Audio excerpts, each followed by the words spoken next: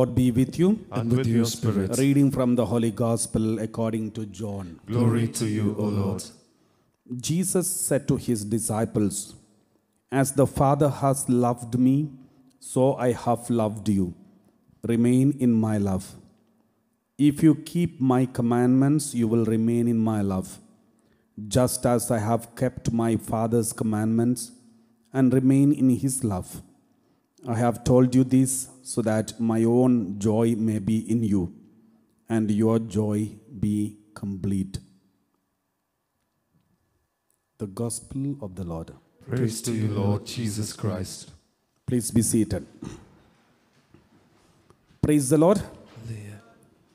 My dear brothers and sisters,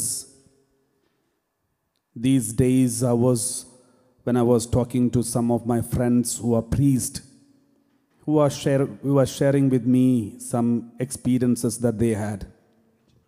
They said there are many young people who are leaving faith and believing in atheism, atheistic tendencies, showing atheistic tendencies, saying there is no God and all these things are only a business. The prayers and spirituality, religion, these are all nonsense and doesn't make any sense. And then these are all for some people to have their livelihood. And there are so many arguments these people has. And in many countries, the atheism, lack of belief and trusting in the God is increasing. There are many reasons why these things increase. One reason is economic welfare. All their welfare things are taken by the government. Government gives all the benefits, all the supports, finance, insurance system, and medical facilities, and all these facilities are given to them, and naturally they don't need God. They don't feel there is a need of God. And some people, because of the sufferings, they question God. If there is a God, why these things happen? Therefore, they leave God. They stop believing in God. Some people too much worries about their life. Therefore, they leave God. And I remember one young man, he said, "Father, I have no time for God and Sunday Mass, and these are all, you people can speak like these, go for Sunday Mass, daily Mass and all this, but unless we work hard, we cannot have food every day, so we have no time for all these things, so we don't need God for all these." So there are people who believe like this, and because they are too worried about the struggles of their life, they just want to survive. Therefore, they think God is not needed. They have to work hard for their livelihood. And therefore, their working hard is more priority, more important than believing in God.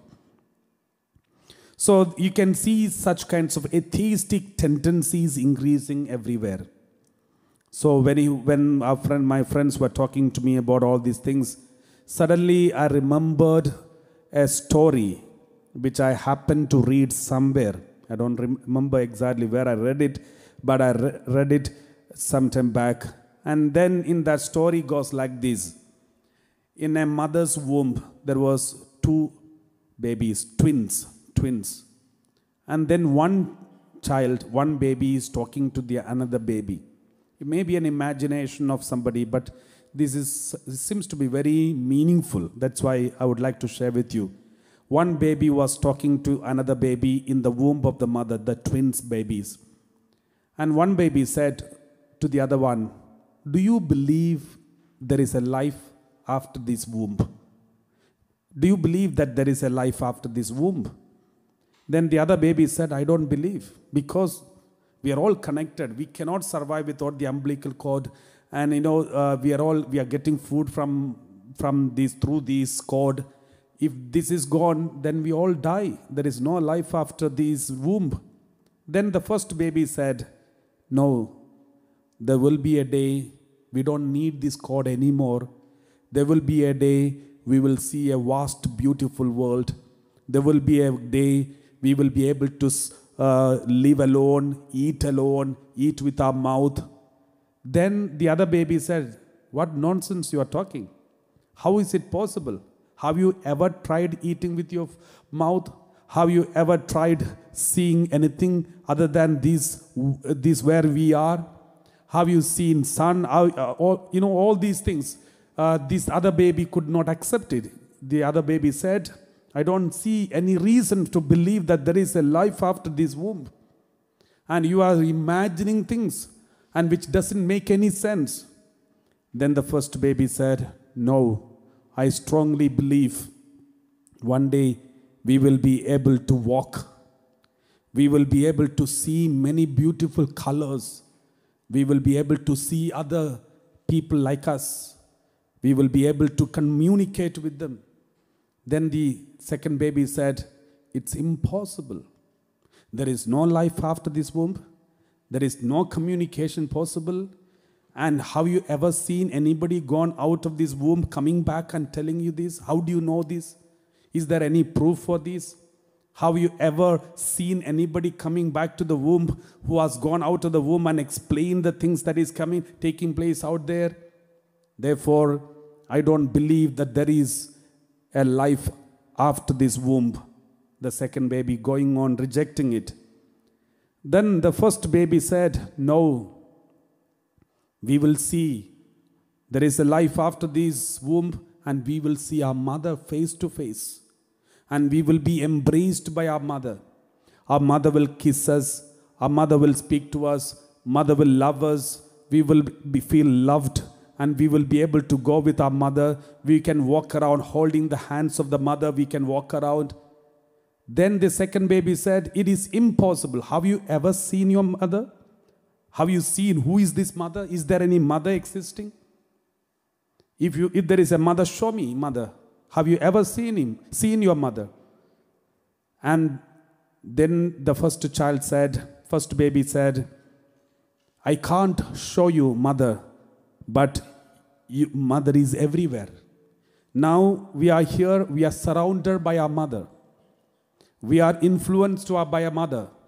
It is in the mother we live, move, and have our being.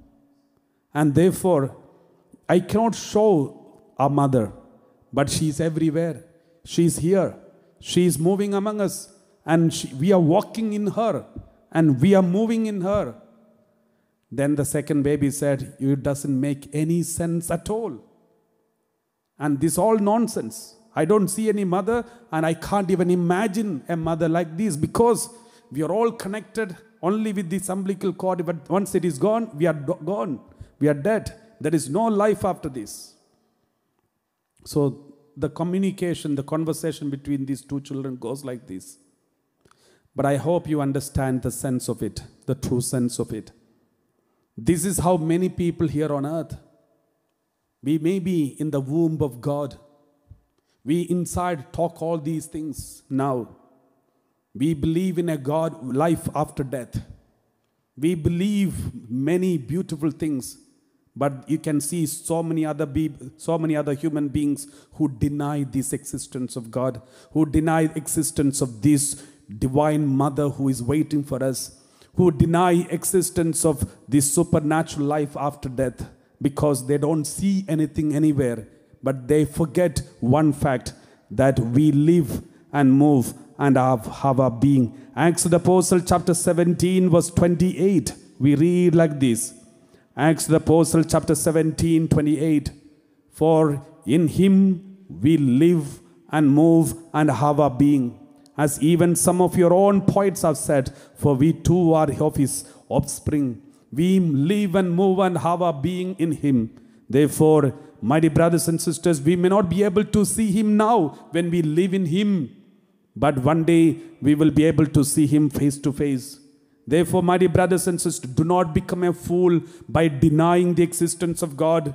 Do not become a fool by not believing in certain things which may be beyond our senses, beyond our understanding, beyond our grasp.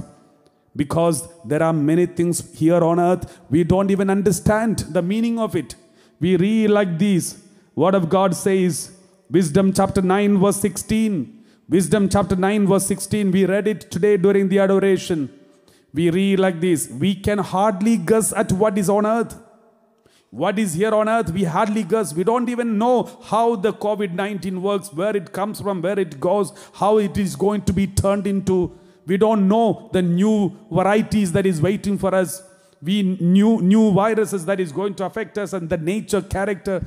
We don't yet know all these things. There are many things which we don't understand. We can hardly guess at what is on earth and what is at hand. We find with labor. Then who has traced out what is in the heavens? Then how do you know what is in heaven unless you go there? But there is something that God has reminded us, revealed to us what is in heaven. The one who has gone to heaven and come back. The one who is coming from heaven himself. He has told us what is in heaven. That is our Lord Jesus Christ. Praise the Lord. We read like this, Catechism of the Catholic Church. Paragraph number 27, we read like this. Everybody read, what does the Catechism of the Catholic Church speaks about? The believing in God and atheism, which is spreading everywhere now. The desire for God is written in the human heart. The desire for God is written in the human. Every human being has got an inner thirst for believing God.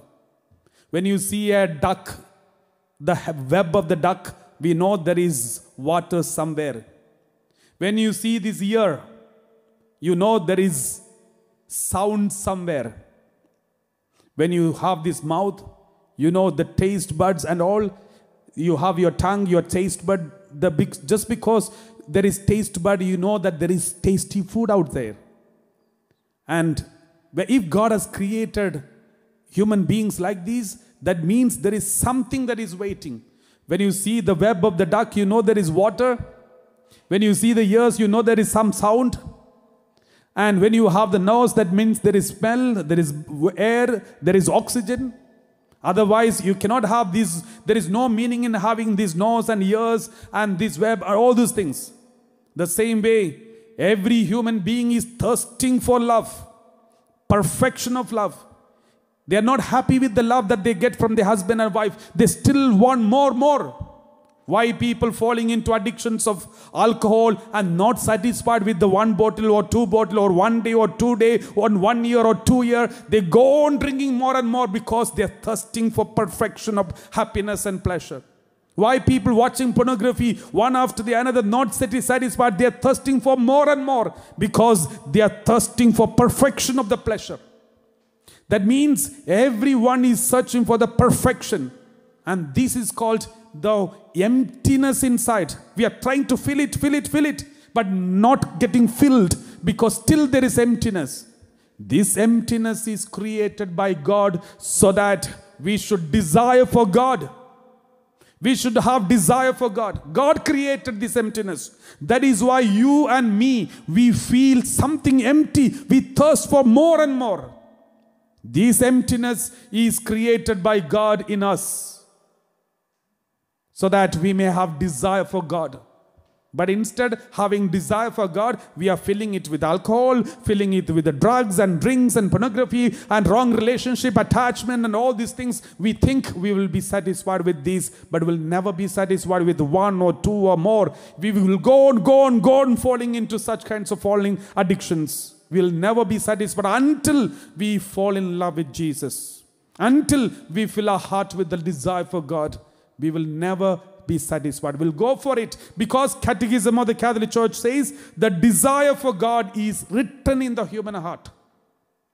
Because man is created by God and for God. Therefore, until God comes into you, you will be restless.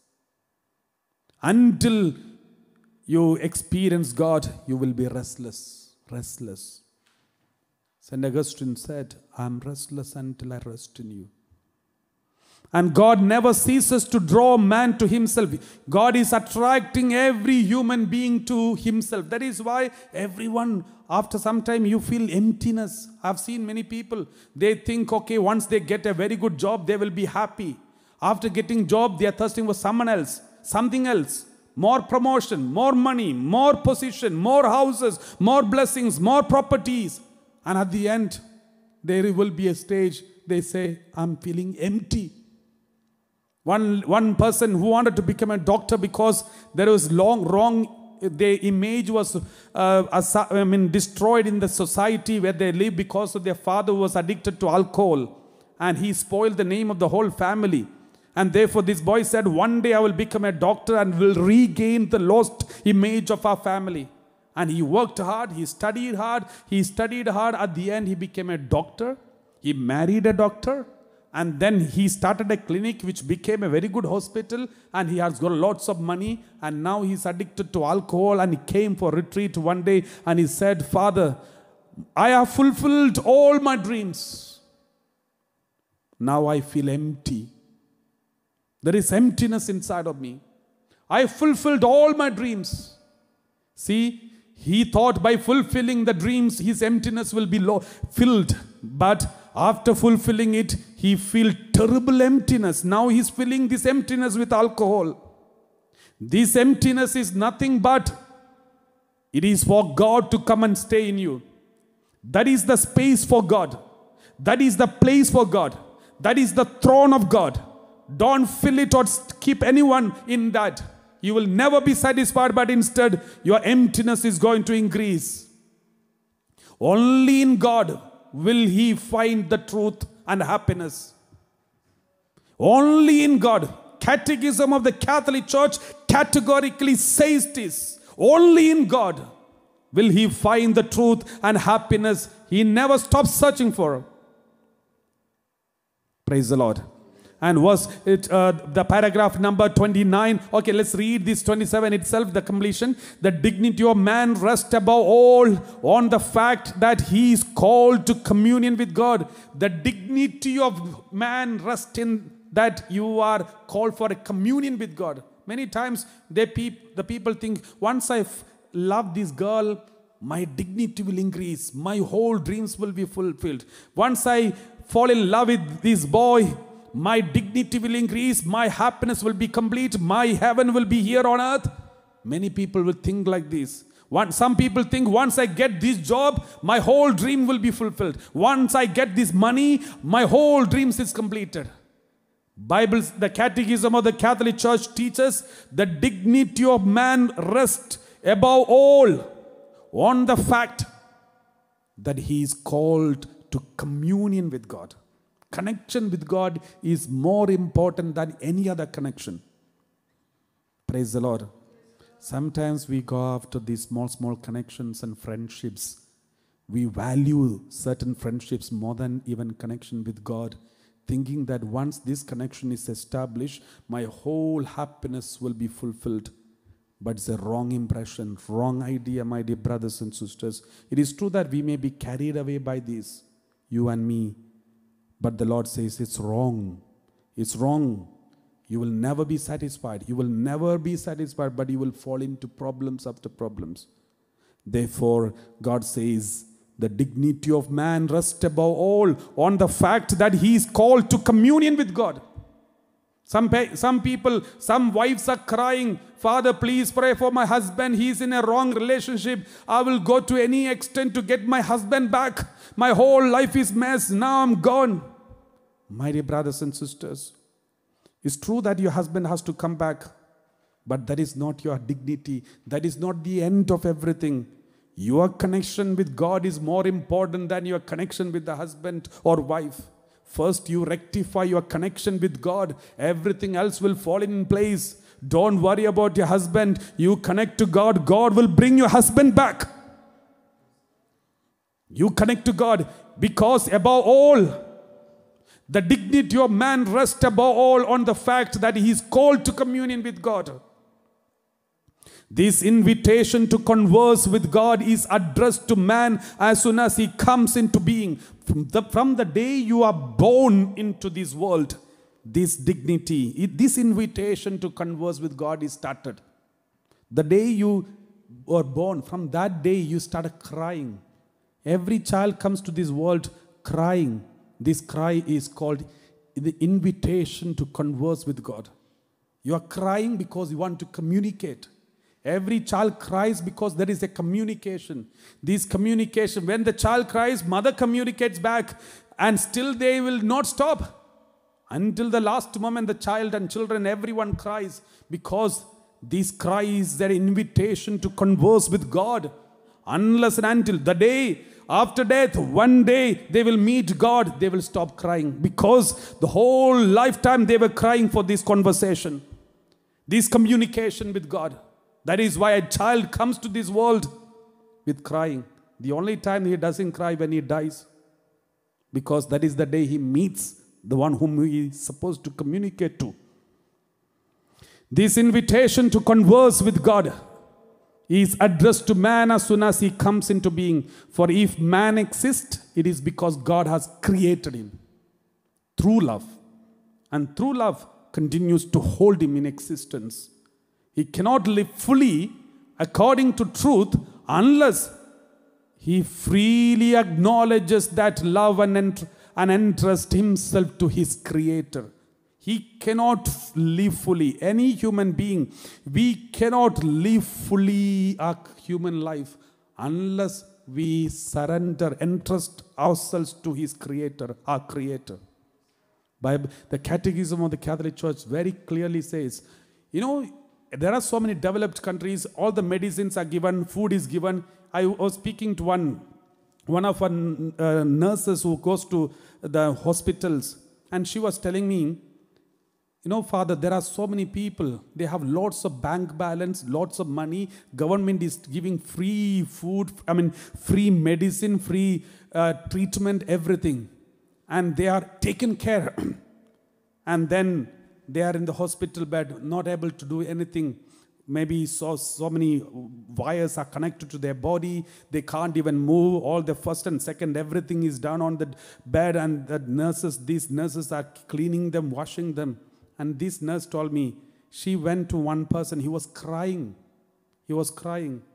And he said, he told the nurse and said, I am ready to give all my bank account. I have millions in my bank. I am ready to give everything just to heal me. Is there any hospital or any doctor whom you know who is able to heal me? This is what this man told. And he said, I can sell all my properties. I have got so many business, so many 7-star hotels. Millions are coming to my bank every day. Please tell me, is there any doctor or any hospital where I can spend any amount of money so that I may be healed? Then this nurse told him, there is one person, Jesus Christ. Do you believe in him? Then he kept quiet for some time. He looked at her and was very angry. Then she didn't say anything because she was scared. And then she started cleaning him, washing him, his toilets and everything. Gave him bath. Though he was bedridden, not able to move, all the wires are connected to his body. And his whole body was cleaned. And then she was doing with lots of love, more than his children can do. And then at the end, and she was smiling and speaking to him, consoling him, supporting him. Then he asked, what make you? I know that you are doing it not for salary, because there is some joy in your face. I can see you are doing it with love. What makes you this? Then she said, sir, when I spoke to you about Jesus, you were not happy about it. But it is Jesus who gives meaning for my life. If you hold on to Jesus, your whole life will be satisfied. The money has not going to give you any satisfaction. The money will never save you. Only Jesus can save you. Then he said, can you speak more about Jesus? Then she was so happy. She went on speaking to him about Jesus. And this man started listening about Jesus every day. And then he cried and he started sharing his life, childhood stories. He said, my mother used to tell me about Jesus. My mother used to take me to the church. My mother used to tell me, when you receive the Holy Eucharist, you are receiving Jesus' body. I used to believe it. Then afterwards, I forgot and I thought it's all nonsense. I stopped going to the church. I entered into many problems, many sins. Now at the end, I have become like this. I have never enjoyed my life. I was into depression. I have lots of feelings of guilt in me and it's eating me up. I can't live a holy life, happy life anymore. I should have listened to my mother. I should have searched for Jesus more. He was crying like a baby. And then this nurse told me, she consoled him and said, don't worry. This is this gift of repentance which God has given you because you were ready to listen to about Jesus. You were ready to listen about Jesus. Now God has given you the gift of repentance. Don't worry. Now Jesus is taking control of you. Jesus is taking control of you. Jesus is consoling you. Jesus is there helping you. Then he asked for a crucifix and she gave a crucifix. And from that day he was holding the crucifix and was going on speaking to Jesus. And this nurse told me after 1 or 2 days, he was completely changed. He was very calm. He was very loving. He started talking, chatting. He never otherwise he used to be very aggressive and hot-tempered, getting angry with everyone, using all abusive language and swearing words. But now he's become very calm. And he started smiling and he started responding to the medicine. And then within 1 or 2 weeks or 3 weeks or something, he was discharged from the hospital and he said, I will never forget you. And he told this nurse, I will never forget you. From today, I will make sure to go for daily mass. And I will never avoid any opportunities for going for confession. He said, my dear brothers and sisters, your life, you will never live your life fully without Jesus. Bible, the Catechism of the Catholic Church categorically says, you will never live your life without Jesus. Let's also read Catechism of the Catholic Church, paragraph number 29. But this intimate and vital bond of man to God, Gaudium et Spes, that is from the article quotation from this. Intimate and vital bond of man to God, can be, this connection with God can be forgotten. Some people forget this connection. This man was one of them. He forgot this connection. He forgot the fact that he is called and created to connect to God. He forgot it. Some people overlook it. It can be overlooked. Or even explicitly rejected by man. Some people can even reject this connection. These are called atheism. Such attitudes can have different causes. Maybe there are some causes for this attitude. Some can forget, some people overlook, some people will explicitly reject this connection with God because of some causes. Which are the causes? Revolt against evil in the world. Some reject God because they see tragedies, earthquake, and flood, and sicknesses, viruses, and they say, where is God? If God is there, why is not protecting us? Why is He not stopping this evil? So one cause of atheism is revolt against evil in the world. Second is religious ignorance or indifference. Second reason why atheism is increasing, because religious ignorance. This person was ignorant about Jesus. Ignorant about Jesus' death, the meaning of death. Some people are indifferent to religion, indifferent to the religious practices of Christianity. They are indifferent. Oh, this is not important. Some people, even Catholics, though they are brought up in Catholic faith, suddenly because of the worries of their life, they say, oh, church and all these things are, let the priest and nuns do it. They are indifferent to it. And then another reason is the cares and riches of this world. The cares of riches, money, power, position. These are the reasons some people revolt against God. They reject God's connection. The other one is the scandal of bad example on the part of believers. There are so many believers who are leading scandalous life, and because of the scandal of bad examples, some people lose faith in God and reject God. And some other reason, currents of thought hostile to religion. Some people just angry at all the religions. And finally, that attitude of sinful man which makes him hide from God out of fear and flee is called. Remember in the Bible we read, the man the first time he started hiding from God. We read like this, Genesis chapter 3 verse 8. They heard the sound of the Lord God walking in the garden at the time of the evening breeze, And the man and his wife hid themselves from the presence of the Lord God among the trees of this garden. The moment they committed sin, they wanted to hide from God. Many people, because of their sins, they hide from God. Even though God is walking among them, they are hiding from God. Verse 9 we read, but the Lord God called to the man and said, where are you? Where are you? This voice is re-echoing here. In this atmosphere, God is asking you, where are you? Because man is hiding. Many people are hiding from God because the guilt is haunting them. Verse 10, we read, he said, I heard the sound of you in the garden. I was afraid because I was naked. I hid myself. This is the reason of atheism. This is the definition of atheism. I heard the sound of you in the garden and I was afraid because I was naked and I hid myself from you. This is the definition of atheism. And Jonah chapter 1 verse 3. Jonah chapter 1 verse 3 we read like this. Jonah chapter 1 verse 3. But Jonah set out to flee to Tarshish from the presence of the Lord. He went down to Joppa and found a ship going to Tarshish. So he paid his fare and went on board to go with them to Tarshish away from the presence of the Lord. We know he's running from God, but he doesn't know that he's running inside the hand of God. Nobody can run away from God because you are inside. We read Gospel of Matthew chapter 13 verse 22.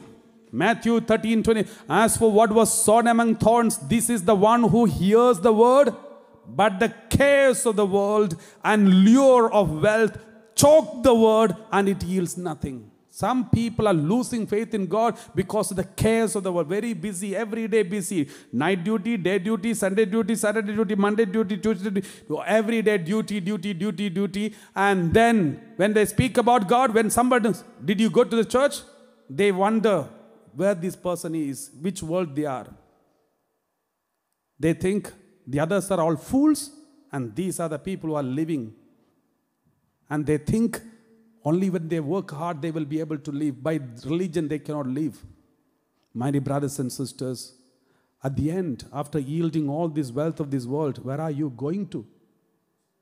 If you are able to remember the day you are going to be lying down in a coffin and all the others are watching you like this, then you will understand the meaning of life. All the bank balances and accounts that you have created and built up in your bank, it's not going to be used by you, but it's going to be used by someone else. They will just lavishly use it. But you will never enjoy it.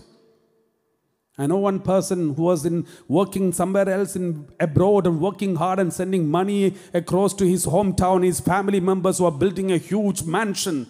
At the end, on the day of inauguration, he died of heart attack abroad, and his body was the one which was brought for the first time to the newly built mansion, and this body could not even go to any of the rooms, but it was kept at the entrance and then taken to the tomb. Let's read this word of God, Gospel of Luke chapter 21 verse 34. Gospel of Luke chapter 21 verse 34. Be on your guard so that your hearts are not weighed down with the dissipation and drunkenness and the worries of this life, and that day does not catch you unexpectedly. Be on your guard so that your hearts are not weighed down with the dissipation, drunkenness and worries of this life. See, Bible is equaling. Drunkenness and worries of life are equal. Dissipation, drunkenness and worries of life. That means worries of this life is also equal to the drunkenness. It is going to weigh down your life and hearts. That is why Bible says, Gospel of John chapter 14 verse 1. Gospel of John chapter 14 verse 1. Do not let your hearts be troubled. Believe in God. Believe also in me. That is the only solution to calm down your disturbed heart. Do not let your hearts be troubled. Believe in God. Believe also in me. Do not let your hearts be troubled. That is the only solution to calm down your heart. That is the only help to calm down your heart. My dear brothers and sisters, if we go on speaking about these, we have so many things to speak. Now let's close our eyes and pray and say, Lord, I believe in you, Lord. I believe in you. Even though I don't understand anything, I still believe in you. I blindly believe in you. I believe there is a life after death. I believe there is heaven. I believe there is a life after death. Otherwise, this life has got no meaning. This beauty has no meaning. There must be and there is for sure there is a life after death. The resurrection of Jesus alone, it's a miracle, the sign that there is a life after death. Let's close our eyes and pray. Thank the Lord.